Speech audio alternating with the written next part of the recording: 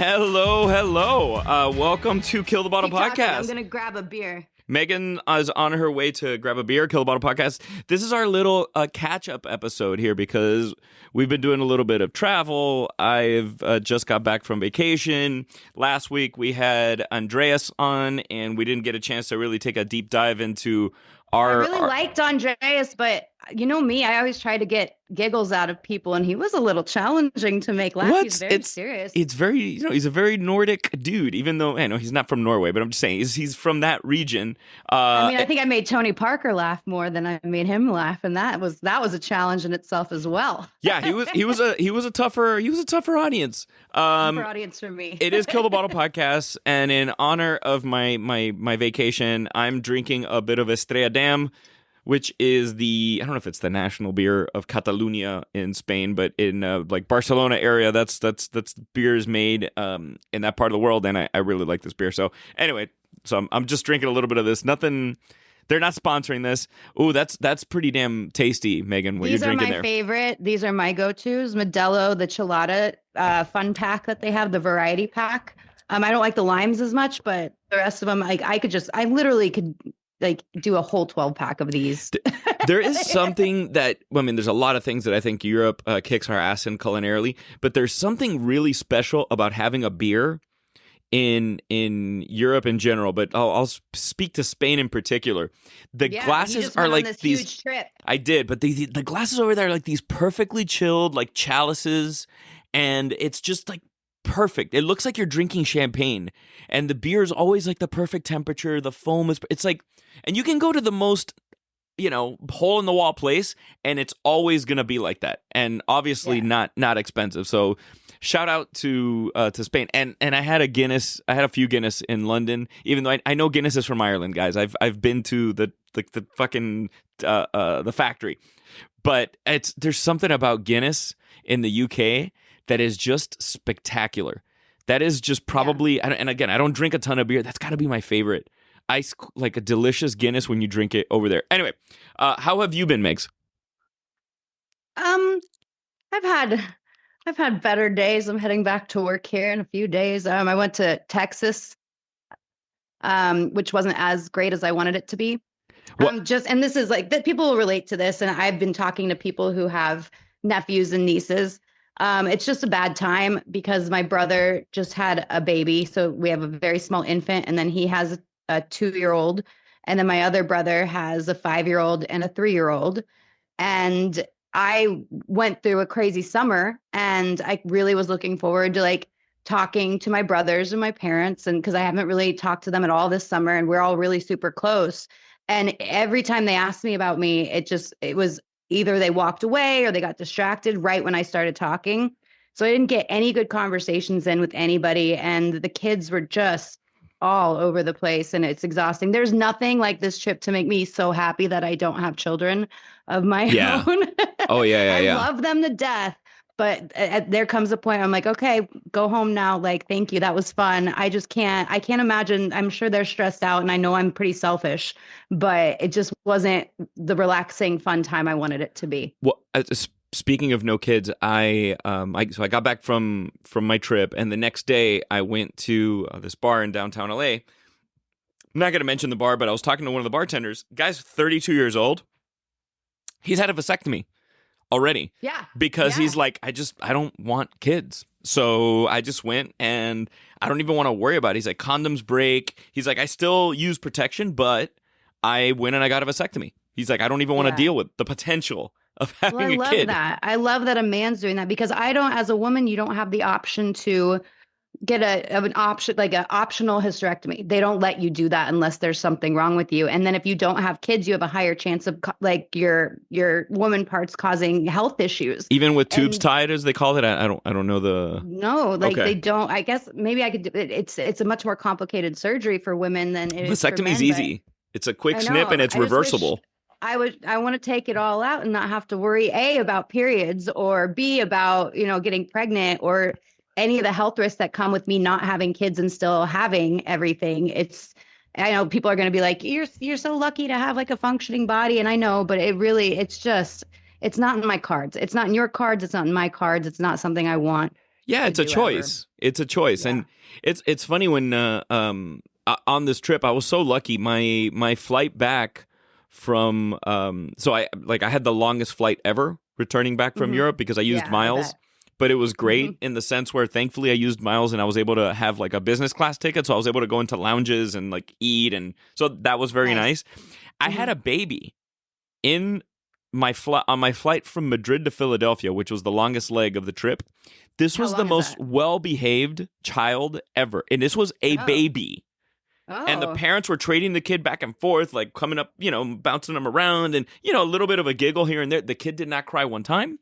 I don't know Oh if my they drugged God. him. I don't. I hope they did. I don't know what happened. It I was would drug probably my like kid. I know, right? It was probably like a 7 hours maybe and change. Wow. And yeah, Wow. I know. I couldn't believe it. I was like, this is the best. I was like, it's. And then of course, the minute I got out in Philly, it was just like me, and I was like, all right, I Well, can't. that's fine. Yeah, no, I'm good. I can't do it. You're like, if I had a kid like this all the time. Yeah. Well, I also deal with, over 150 11 to 14-year-olds daily, half the year. So that in itself is enough kids. I'm impacting and raising enough children every year. I feel like I've spent a good year raising thousands of kids for the last 10 years of my life. So it's just, that's fulfilled for me. I feel fulfilled, blah, blah, blah, blah, Yeah. blah. Get off my ass. Yeah. No one's encouring me to have kids. They're There's like, not please one don't. person that's like, when are you going to have kids? Not one person asks No, me. they're like, please just don't. Mm-mm. When are you numb? You're not going to have kids, right? No. Right? Mm. Well, tell us about your trip.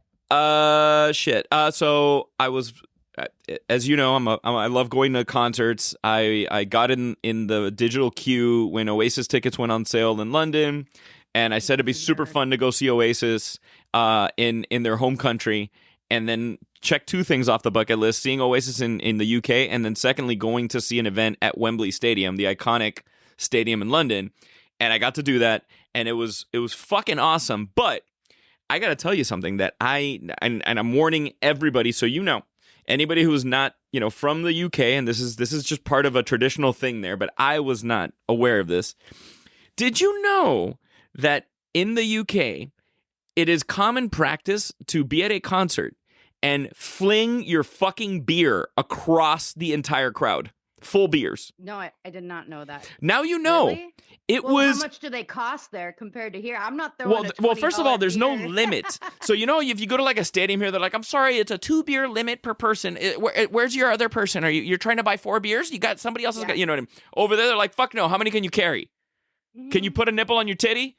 Can you put can you put a fucking beer? So nipple on your titty. Can you put a beer on your titty and carry? Okay, we can another beer. Can you hold one in your armpit? Can you put that there? Can you open up your shirt and hold 7 more? It was like that. I belong in the UK. The Megan, rules we have here are so fucking ridiculous. They weren't.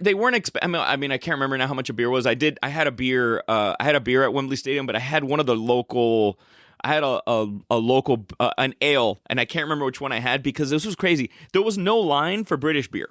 There was a huge fucking line for guess what beer, Megan? Take a Budweiser. People were in line to drink and buy Budweiser at Wembley Stadium. And I'm sorry. Wow. Okay, maybe they're doing something wrong. I like nothing against Budweiser. It's not even that. But there are better beers in the UK that you can drink than Budweiser. And if you're telling me you're drinking the original Budweiser, which is from the Czech Republic, and that beer is fucking delicious Pilsner, that stuff is really, it's called a Budvar over there. That's like the OG. That stuff's delicious. But regular fucking like Clydesdale. Well, I'm not standing in line for it. If girl, there's an option. I'm talking like 60 people in line to buy a Budweiser. Okay, and nobody in line to buy. I don't know if it was called like Camden or I can't remember the name of the beer right now. But I was just super fucking excited that there was no line. The beer was delicious, and then I ended up drinking another popular drink over there called a Pim's Cup, which is that's a very popular drink in the UK, and I think it's delicious. It was like super easy. Yeah, so I that's all I drank at the stadium. But could you imagine you're there at the show? And you're jumping up and down. It's fucking. They were amazing. I got to hand it to them because I had seen Oasis back in like '08 before they broke up, and it was not the same show. What I just saw was them in like Liam's voice sounded great. The band sounded awesome. Opening acts were good. The crowd, imagine they were so into it because this is just a legendary band from their country, right? So I saw like parents who probably were in their teens or early 20s in the 90s when Oasis was huge with their kids and the kids singing along. You know, it was kind of beautiful to see that. It was touching. Yeah. But at the same fucking time, they are, I'm not making this up, Megan, like beers flying across. And it's not like you can turn around and fight somebody because it's not one person. It is every fifth person is flinging their fucking beer like it's a Guinness Book of World Records to see how far you can throw full beers. So you're better off driving home. Oh, no. So it was like Night of the Living Dead or The Walking Dead. I've never seen people get more drunk in my entire life. America, wow. Guess what? There's one thing that you do not win at, and that is getting drunk. The UK wins. I saw people just like, I don't understand getting that drunk at a show because you're trying to watch the show. I understand. I don't remember it. I know. I had 2 drinks. And also I was trying to not pee because it was 90,000 people. I was general admission. I found like one of the towers that held speakers. And I was like, this is where we're going to position ourselves. So no matter where we go, we can figure out our way back. Yeah. And, you know, I'm 5'6". Everybody's fucking taller than me. I could barely see anything. That being said, it was one of the best shows I ever went to musically. It was awesome. But for fuck's sake, I was soaked in beer. And everybody around me was soaked in beer. And I was not ready for that. I would have taken a poncho. Like I'm going to see them again in September here at the Rose Bowl. And it's not going to be like that at the Rose Bowl. You know what I mean? There may be like 1 or 2. Why even waste your time going again? You crazy fucking people with the Union Jack flag or something, and they'll be throwing their beers, and then that's it. And then they'll get booted out. Or somebody will kick their ass. Somebody from Santa Monica will kick their ass. But anyway, and Megan, I had probably the best meal of my entire life on this trip. Was it? Speaking of Estrella Damm, it was at Enigma, which for the folks who do speak Spanish and listen to our episode with Albert Adria, the only episode that I had to do in Spanish, I went to eat at his restaurant. It's a 1 Michelin star restaurant in Barcelona. And I want to say it was about 17 courses. And if you heard me mention it on our last show, it was a 5-hour meal. And it felt like it went by in a blink. It was, Megan, it was incredible. I can't wait to like actually sit down with you and show you the menu and talk, because you're one of my only. I'm just gonna get jealous. No, don't be jealous. Point. No, it's not about that. Meal? It's you're one of my you're one of my only friends who like would appreciate that level of excellence, and it was just like it was spectacular. Everything, the detail, there was a dish that I had that I'll explain. It was a foie gras dish. And it was sliced like in a diamond shape, almost like the shape of if you look over top of a boat and you're looking down at a boat where it's pointy at one end, kind of rounded in the middle and pointy at the other end. So it's shaped like that. And then they had this wax paper and they put like an anchovy salt blend thing on top of it, covered it with the wax paper, and they put a timer because it is perfect at exactly 7 minutes and 30 seconds. Oh my God. Yeah. And when I'm telling you, I was like, how many times did they try this? And they're like, you to eat it. They're like, eat it now. Well, no, because it was kind of brilliant. They had other things going on. So they would prep that dish and they have it timed. So to go to the bathroom at Enigma, you have to let them know 2 courses in advance because they have to slow the kitchen down in order to like make it work because everything is perfectly timed. Yeah. It was so good that when you leave, they give you the like an envelope, beautiful envelope with the logo of the restaurant, this gold envelope, and inside is your menu because it changes daily, which is fucking insane. And it's signed by the chef, and I already took it to the framing place this weekend. It's getting framed and it's going in my kitchen because I just want to have that. That's now my, I'm constantly going to be chasing that. You know what I mean? Yeah. That is the meal that I'm chasing. You can just off yourself now. For the rest of my, it's also the most expensive meal I've ever had. And I did do a wine pairing with it because I had to.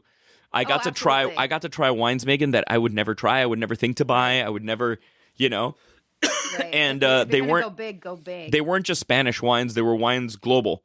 And it was just like this beautiful combination. And anyway, when I when we hang out next time and I get to talk to you, just how they planned it, and like it starts in the clouds and then moves to the sea and then moves to the land, and this whole experience based around it's, and the restaurant has like clouds above you. It's crazy.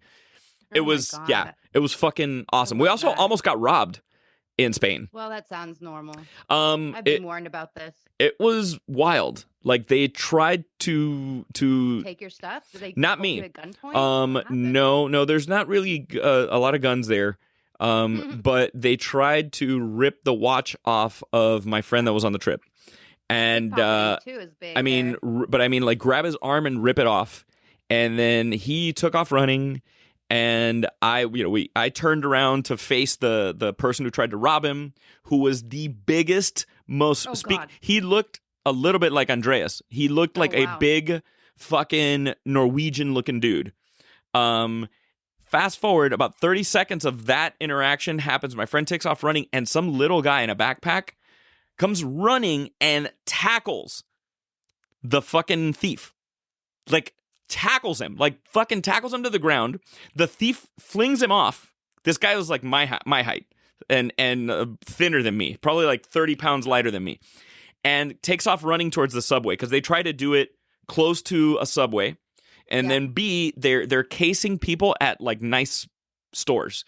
So I was on a street, or just around a street called Passeos de Gracia, and that's where like Hermes, Louis Vuitton, like all those stores are there. So they're just like casing people, and they do it in groups of 4, and it's like they rob you, then the other person. Anyway, it was fucking crazy. Come to find out, that guy was like undercover cop, and had been following him. Oh, They wow. arrested the guy. Nice. Yeah. And Mission accomplished. I can't imagine what would have happened had that cop not been there. It was just like You would have gotten a watch stolen. I mean, no, my friend, we took off, but it happened so fast, Megan. I can't begin to. So just guys, be extra vigilant when you're out there. Regardless if it's. I found out that they're not stealing as many purses because there's a lot more fake purses than there are fake watches. So they're really looking for, high-end watches. They're trying to rip them off. They even have cutting tools. If you have like a gold Rolex that has like a rubber band, they're trying to like cut the band and run. So it's crazy. Anyway, so yeah. I was vigilant. I actually did do something really cool. It was the coolest thing I've ever done at the Hollywood Bowl. I went to go see Jesus Christ Superstar. Nice. Cynthia Erivo, and John Stamos, and Philippa Sue, and Adam Lambert. That's awesome. It was probably one of the best shows I've ever seen in my life.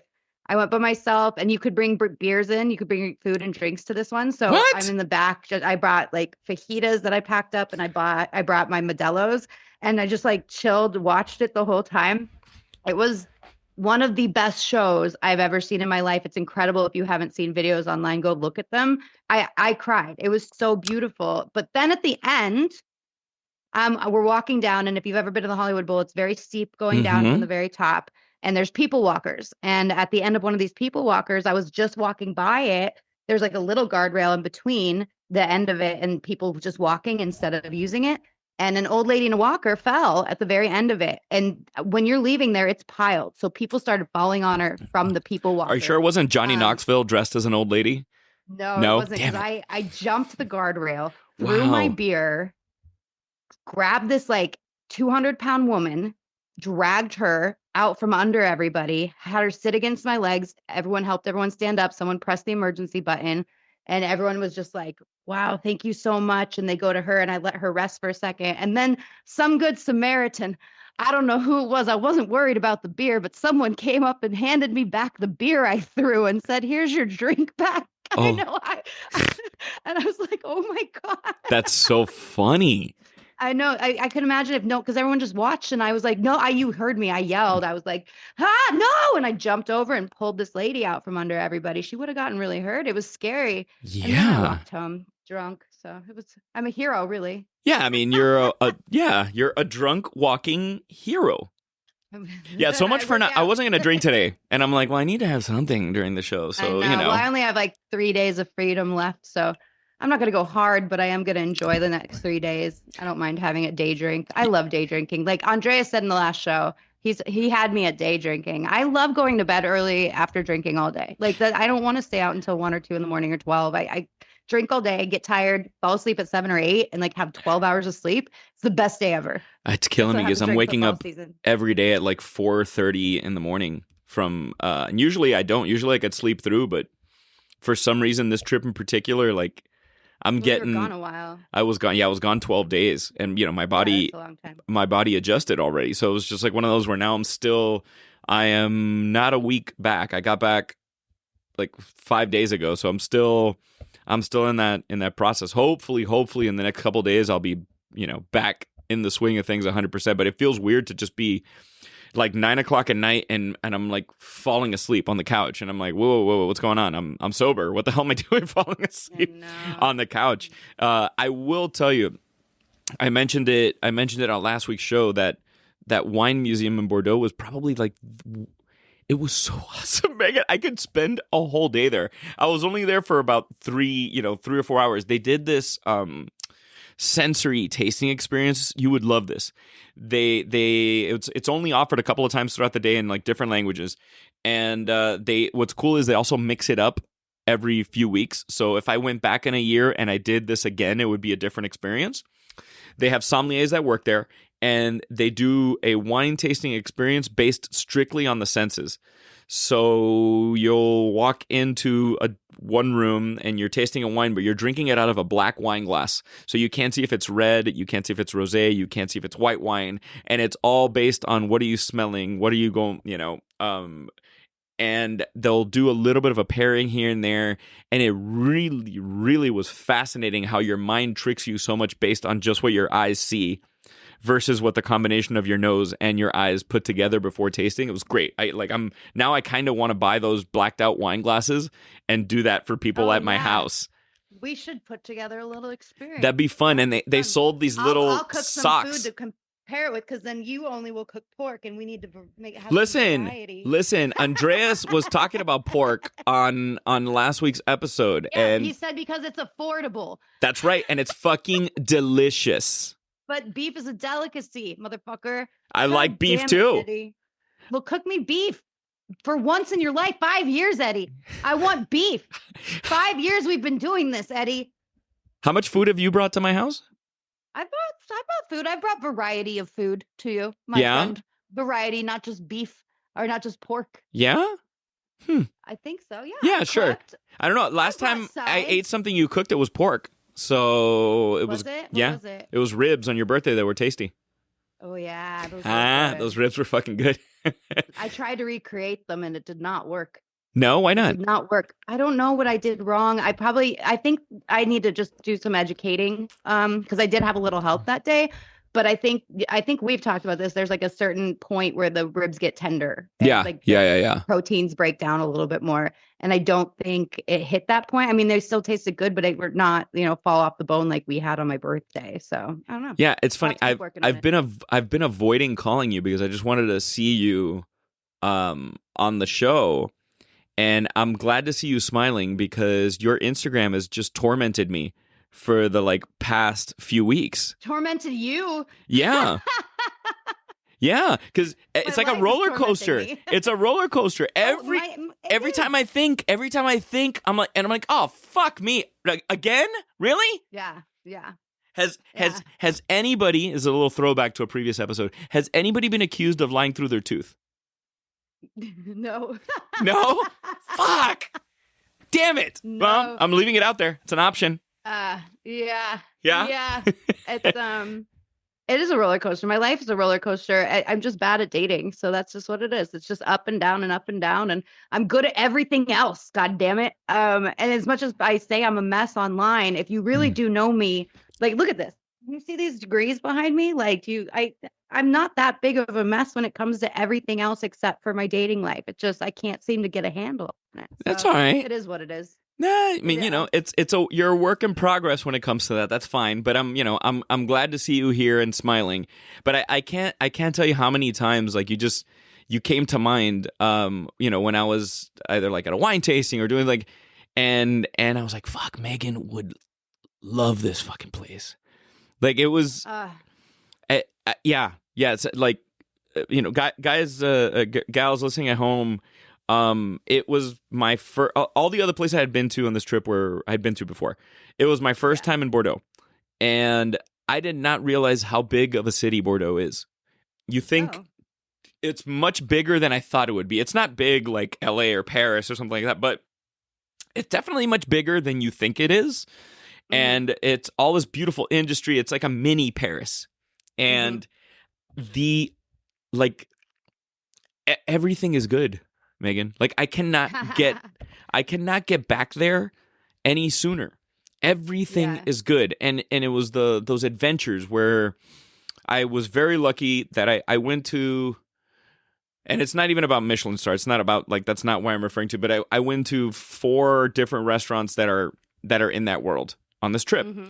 And it was fun talking to the employees there because they just recommended other places, which has been my... Do most of them speak English? Yeah, everywhere you go. Yeah, absolutely. Okay. I mean, in Spain, I spoke Spanish with everybody because I speak Spanish. I don't speak Catalan, which is a language that everybody in Barcelona speaks. It's a regional language, and it's like not like Spanish. It's not like French. It's a mix of all these other things. I can understand a little bit of it when people speak it, but it was fun to go to. I went to a restaurant in in Bordeaux called Le Gabriel, and it's in this like old house in the middle of the town square. It's like a 3-story French fucking manor looking thing. It's spectacular, but they have a bar downstairs, and it was so beautiful that I went an hour before my reservation to go have a drink at this bar and like explore it because it's all part of the same facility in the same restaurant. So the bartender's like, "Oh, you don't want to drink wine?" And I go, "No, dude, I want a fucking cocktail. I've been drinking wine every day for, X amount of time." And he's like, "You got to check out this bar. You got to check out Code 23 in Bordeaux." And I go to this Code 23, and Megan, it was like the coolest speakeasy jazz bar with an underground cellar, cigar room, and it was like, I don't know, it's kind of like actually what you imagine a speakeasy to be, not in the mafia times where prohibition and people were actually hiding at speakeasy, but like what you imagine the full experience is now that like everything is called a speakeasy nowadays. You know what I mean? This one was really that experience where the attention to detail was, and it wasn't just cocktails, the food was spectacular. I was just, every time I thought I wouldn't be surprised, I got surprised. I was able to go to this bar called Paradiso. Paradiso is in the top 50 bars in the world, and it's in Barcelona. I can't remember where it ranks in there. And Megs, it was so good I went twice. I was only there for a few days, and I went through the entire menu. I tried I didn't finish every cocktail, but everything was so good I had FOMO. I had to order every single cocktail. I see you're looking stuff up online. What are you looking at? Oh, I was looking up words that you were saying. Oh. What word? Wine? Whoa. FOMO. No. I was looking up how big Bordeaux was. But... It's how many? It's what? It's like a couple, maybe 100,000, 200,000 people. It's not a big city. You caught me, so I didn't get to finish typing it in. I don't even think I can spell Bordeaux correctly. Bordeaux. Bordeaux. Yeah, I did. Oh, there it is. I see it. Wine region, history, gastronomy. I don't see the size. Oh, I guess I could type in size. You can type in population, maybe. Population. 19 square miles. Big? Is that how big it is? I mean, it feels like it. It's a bigger city than I anticipated, and it's right on the river. It's beautiful. The city is fucking beautiful. I'm looking at pictures now. I mean, that's not great for a podcast, but I was just. I also ate 260,000, so bigger than Greeley. I didn't see any cows. No cows in Bordeaux. Yeah, anyway, I can't stress enough how even though I'm probably going to need to take out a second mortgage to pay off this trip. Right. Right. My credit card interest rate, my highest credit card, just went up to like 29%, and it started at like 18. So now I'm like busting ass. Out of here. Busting ass to pay this out, and I've been working on it for a while. So now I'm like putting a lot more into it than I was before. So no Bordeaux trip. No Bordeaux trip. And this is why I used like miles and points, and I did all of that because I hoard them. And people make fun of me like, "Oh my God, still young, you know? You have this many points," because I would hold on to points like this for like 10 years. I'm like, "Yeah, because when I go, I want to do the kind of the best of the best. I don't want to use these points on like a trip to Miami. I'd rather just buy that ticket. You know what I mean? I'd rather use the points for a flight that would cost me $2,000 versus a $300 ticket to Miami kind of thing. So I was very lucky. So I man. And by the way, Iberia Airlines, you motherfuckers, your lounge in Madrid. I posted a video about it, and like people kept on messaging me. I was like, this lounge, I want a 5-hour layover in Madrid in the business class lounge. Says no one Megan, ever. Wow. they had a full bar of premium shit. They had like 8 wines by the glass. 8 red wines by the glass. They had 2 sparkling wines, cava, which is sparkling wine from Spain, and they had a bunch, maybe like 4 or 5 white wines, plus like the full bar and a bartender. And I was like, where the fuck? And then they had jamón ibérico. They had like everything. I was like, I don't want to leave this place. Can I stay here? Stay in the lounge. The most I got on my Southwest flight on my way there, I sat in the middle seat, of course, but I sat next to a pilot who apparently gets free drinks, but he can't drink, obviously, because he's a pilot. So he hooked you up? So I got all his free vouchers. Nice. What did you drink? Nice. What did you get? Vodka. With I love how you look at me like I'm supposed to know. Yeah, I think I've never mentioned that. I've always get a Bloody Mary on the plane because I didn't know that. Mr. T's mix that they always have. Oh, it's like the best thing ever, and I just tradition. I always do it, no matter what time of day it is. So funny because I think when I think of Austin, what is it? Tito's vodka that's from there? Yeah, I think so. There was a Tito's downtown, like a bar. Like it was Tito's. Like, and I know vodka is supposed to not taste like anything. I don't care for Tito's vodka. I don't think it's like a bad product. I just really don't like the taste of Tito's vodka. I don't like the taste of vodka in general. I've had some vodkas that are good. Like if I have a martini with like Grey Goose or Belvedere, like a premium, I'm like that tastes really good. You can tell the difference. Yeah, I've had it with Tito's, and there's something there. I don't know what it is, but there's just something that I don't care for. If that makes sense. But I always have to do a splash of like grapefruit juice in it to make it tolerable for what I drink so cheaply. Everybody's checking their boxes. Are like grapefruit juice. Grapefruit juice. Mr. T's. I gotta get that Bloody Mary. Do they sell that at the store? I think they do. It's really, really good. But for some reason, I bought it at the store. I can't drink it unless I'm on a plane. It's one of those things. It just feels better on the plane. And I noticed there was some. I noticed a lot of Eat Happy Kitchen was going on in places, which I was very happy for you. Yeah, we're now in a bunch of Kroger stores around Arizona, Colorado, Nevada, Washington. So that's a ton. And now Central Market in Texas, I think we might be getting into H-E-B, which is a bigger chain, sister companies, but they still compete. So I have to kind of keep that on the down low.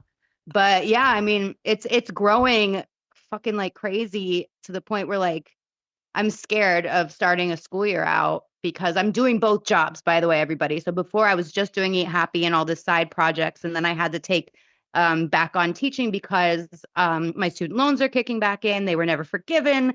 It's expensive to join ICE, Megan. They're forgiving student loans for ICE. God. You know? By the way, the creators of South Park, I love you. And everyone's been talking. I cannot imagine a world without you right now. Mm-hmm. Yeah, you're like the shining light through the giant fucking turd. So thank you. Thank you, Matt. Was it Matt Parker and Trey? Matt Stone and Trey Parker. Sorry. Trey Parker, Matt Stone. Whatever. Thank you, 2 white guys from Colorado. Thank you, Colorado. Thank you. You produced something that was useful. Beyond useful. Beyond useful. Yeah, I have not laughed that hard in a minute. Don't ruin it. I need to watch because everyone. I'm not going to ruin it. I'm just going to say that there's a couple of episodes that I've only seen the first 2. I don't know if the third one's out yet. And Megan, I was cackling. Yeah. And it drove me nuts because in Europe I couldn't watch it. I had to watch clips on Instagram and I was like, oh my God, I can't wait to see this. And then the first thing I fucking did when I got back home, I woke up the next day and I was like, I got to watch South Park. I got to get this out.